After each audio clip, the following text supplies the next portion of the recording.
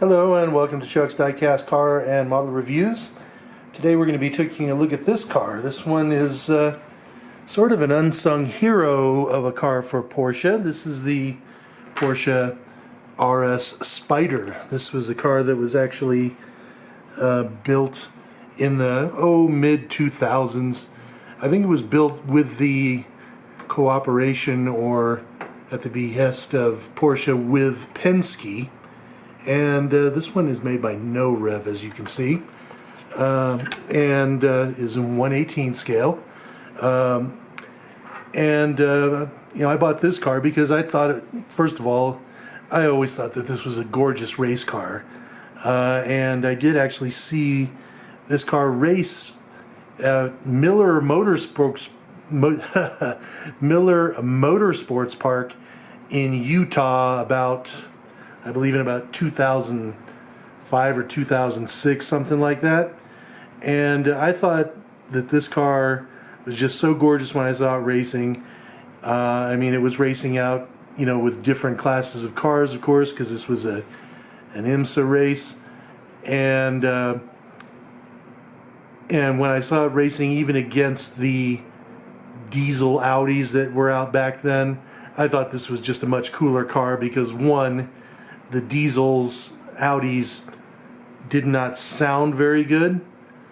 They had these diesel motors that, rev lower and also had turbochargers that sucked up all the noise.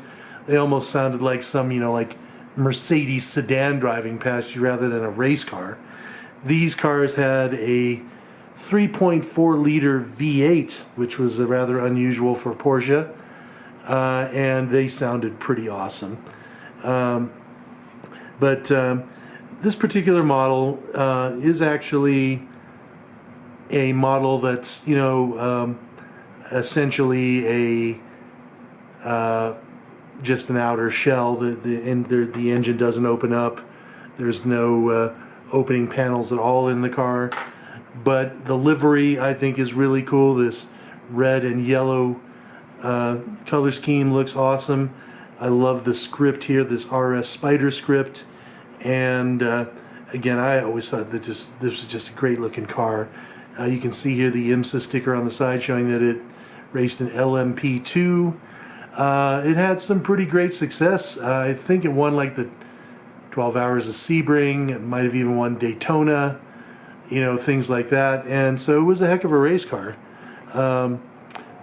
Interestingly, you can see here that it has two roll bars, no real room for a second person, and the engine air intake, which is actually restricted, which is why it's so tiny to reduce the horsepower, is right there.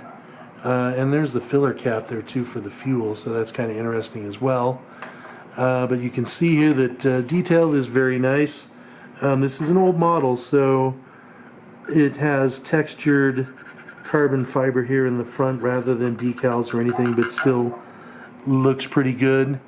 Again, the decals look nice. The panel lines aren't particularly deep or sharp, but still looks decent. These vents here for the air extraction from the wheel wells, it doesn't go all the way through. But then again, I wouldn't expect it to either. Detail here at the front with the headlights, pretty good. And again, this I think is the best aspect of the car. Just this front end I think is gorgeous. The various aerodynamic elements on the side are well represented here. Probably a little too thick, honestly, but still looks pretty decent. The wing at the back here looks good also, and decals, tail lights here look good also. Taking a look here at the interior, there's really not much to see. Let me see if I can bring a light in here just to give you a little bit more of a look-see as what we've got here. Not bad, and as one would expect with a race car, there isn't much to it. So the seats there do have seat belts, as you can see. They are separately molded and glued in there, so that's a pretty good detail there. So again, not too bad there, and it's probably about the only model of this particular car that you can get. So I'm glad that they made it actually of a good quality. So I'm very happy with that. And well, I mean, that's pretty much it for the model because it doesn't open or anything. So I hope you enjoyed this video. And of course, if you do, please like and subscribe. Have a great day.